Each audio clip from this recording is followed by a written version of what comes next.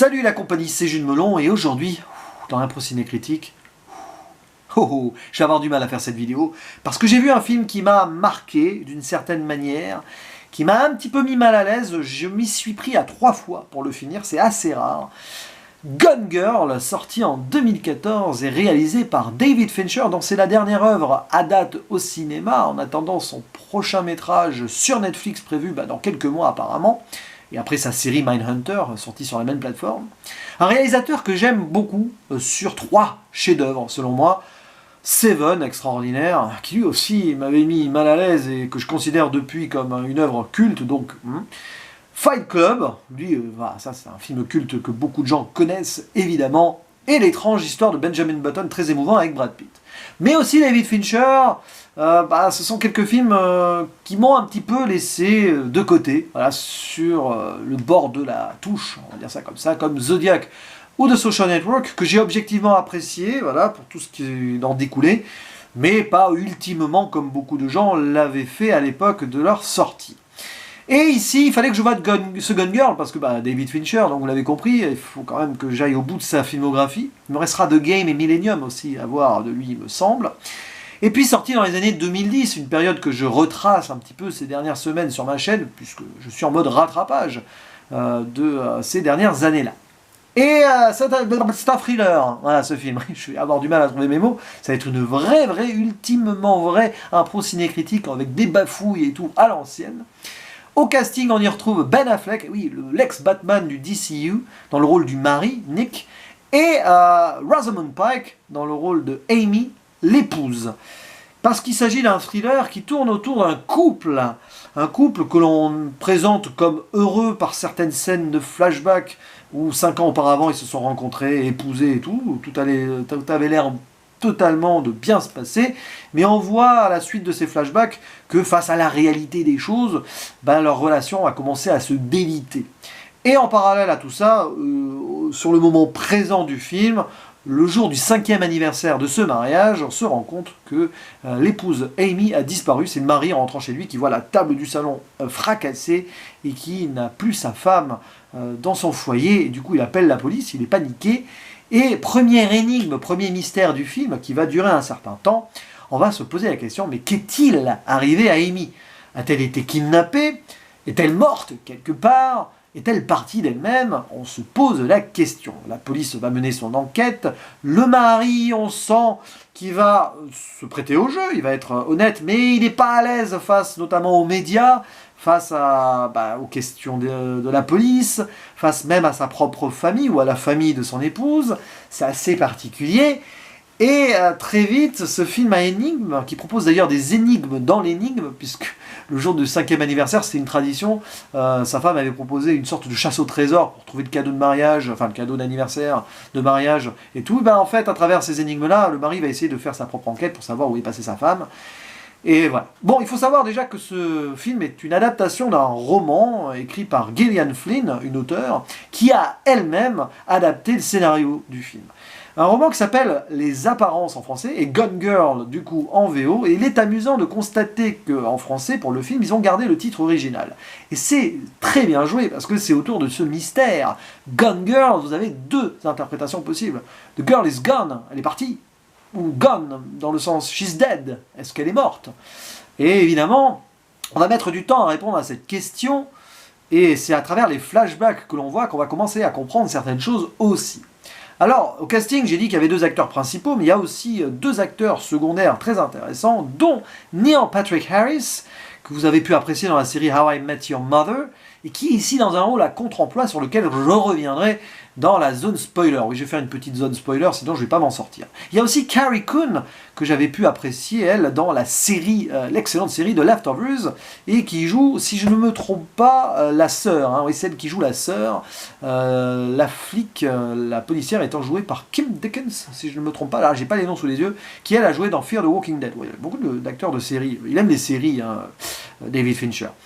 Et voilà, et ce film m'a mis un certain malaise parce qu'il dépeint l'humanité de façon très négative. Tous les personnages dans le métrage finissent par plus ou moins être détestables d'une certaine manière, et c'est le genre de film qui te fait perdre foi quelque part en l'humanité.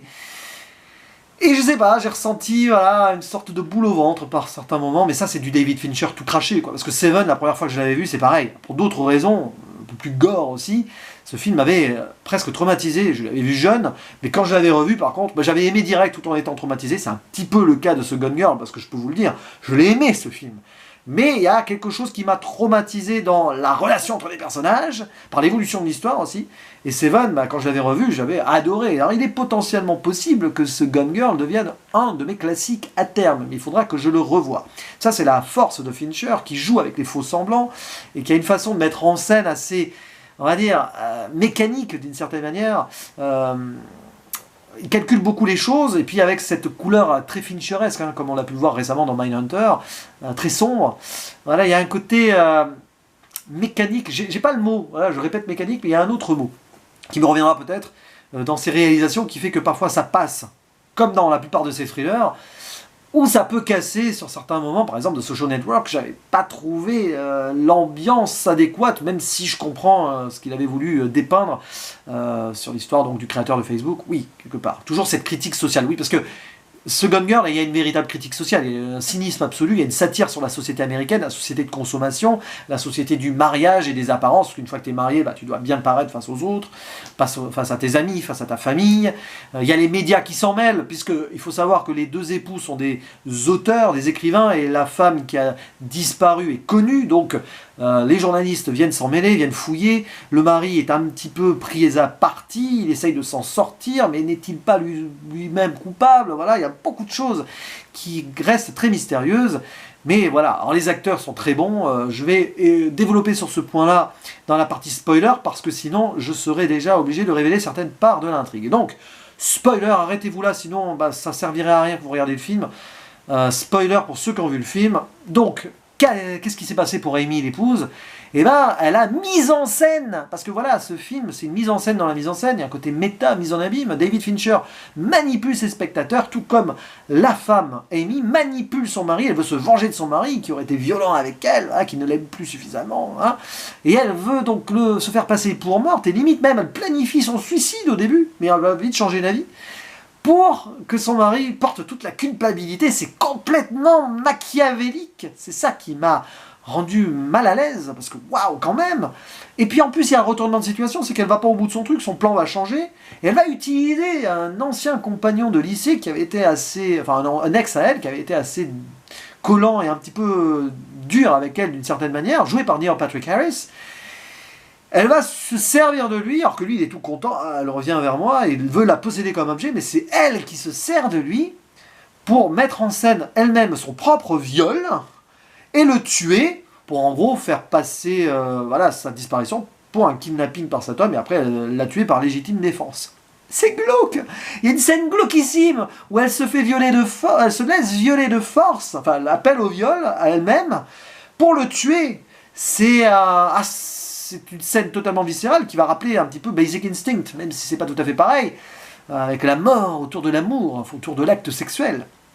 Ah, c'est une scène absolument incroyable. Et du coup, Rosamund Pike est éblouissante dans ce rôle où elle se mue en psychopathe au milieu du film, on s'y attend pas. Il y a une scène de monologue où elle dévoile son plan comme ça, bah, c'est pile au milieu du film à peu près. Oh, c'est là où j'ai été obligé de m'arrêter une première fois, parce que je me suis dit, c'est pas possible. Et resté plus d'une heure et quart de film derrière, je me dis, oh la vache. Et je sais pas, j'ai ressenti ça en plus venir, je l'ai senti venir d'une certaine manière. Ça m'a bluffé parce que c'est amené de façon spectaculairement intense. C'est horrible. D'ailleurs, il y a un côté anti-féministe là, parce que la femme quand même devient la psychopathe. C'est pas du tout dans le mood de ces dernières années. Mais attention, c'est une romancière et c'est elle-même qui a mis son roman en scénario. Elle a voulu contrecarrer justement ça pour surprendre son spectateur, enfin son lecteur d'abord et le spectateur. Et c'est intéressant parce que ce film renverse pas mal de codes, mais en même temps il y a aussi une part de femme forte, parce que c'est quand même une femme, même si elle est psychopathe, elle va se rebeller contre certaines choses, elle va se servir d'un homme qui voulait se servir d'elle en objet dans la seconde partie du film. Donc voilà, mais c'est fou quoi. Ben Affleck est très bon aussi, alors c'est toujours un acteur avec lequel j'ai un peu de mal, donc je vais pas dire waouh et tout, mais en gars un peu perdu, qui a sa part de culpabilité aussi, parce qu'il trompe sa femme, hein. Bah, il se retrouve en position de victime à la fin, et on a presque, entre guillemets, mal pour lui, alors qu'il a fait des choses qui sont pas top. Maintenant, d'ailleurs, on sait même plus à la fin du film ce qui a été vrai ou pas présenté à nos yeux au début, c'est un film qui te perd, et qui pourtant reste assez réaliste en soi, mais voilà, qu'est-ce que c'est tordu. Ça fait partie de ces thrillers tordus à la Basic Instinct, justement, mais c'est fort, quoi. Et voilà, donc je suis obligé de faire cette vidéo comme ça, après un seul visionnage, donc ce n'est pas un avis définitif, je ne sais même pas quelle note je vais mettre, mais bon, là pour ça, je vais arrêter la zone spoiler, donc voilà, pour conclure en disant que j'ai aimé ce film, mais je ne sais pas ce que j'ai aimé et comment je l'ai aimé. C'est une œuvre assez transcendantale qui te prend, voilà, qui a une vision assez dure sur l'humanité. Et franchement, ouais, je vous la conseille, mais soyez prêts. Soyez prêts. C'est du Fincher, hein. Franchement, les films de David Fincher, ils laissent rarement indemne le spectateur, mais alors celui-ci, il va très loin. Je crois qu'avec Seven, c'est celui qui m'aura le plus marqué sur sa composition assez déchirante d'une certaine manière, et son évolution qui est assez dure à suivre, on va dire, pour le ressenti, pour ce que tu as. Pas parce que c'est dur à suivre, parce que c'est compliqué, même s'il y a des complexités, oui, mais c'est waouh, quoi. Voilà. Donc, ce Gone Girl, je vais mettre un minimum de 8 sur 10 sur Sens Critique et un très bon sur Captain Watch, parce que, franchement, même si je suis waouh comme ça, je sais que c'est un film que quand je le reverrai, je vais être à fond. Clairement, parce que là, passer la surprise de ce qui a pu se passer dedans, je vais m'atteler à tout ressentir par rapport à ce que je sais de l'intrigue et comment elle se conclut, et ça va être très fort. Comme je l'ai fait à l'époque, probablement, pour Seven d'ailleurs, même si voilà, j'étais beaucoup plus jeune et que c'est pas tout à fait le même genre non plus. Bref, ce Gone Girl, voilà, une œuvre, on va dire, assez majeure dans sa construction et dans son ressenti des années 2010. Je vous dis à la prochaine pour d'autres vidéos et passez toujours et encore une belle fin d'année. Où que vous soyez en famille ou bloqué par les grèves chez vous. Moi, au moment où je fais cette vidéo, je ne sais toujours pas où je serai quand elle sera publiée. C'est ça, la magie. On ne sait pas de quoi l'avenir sera fait. Je vous dis ciao. À la prochaine et ciao.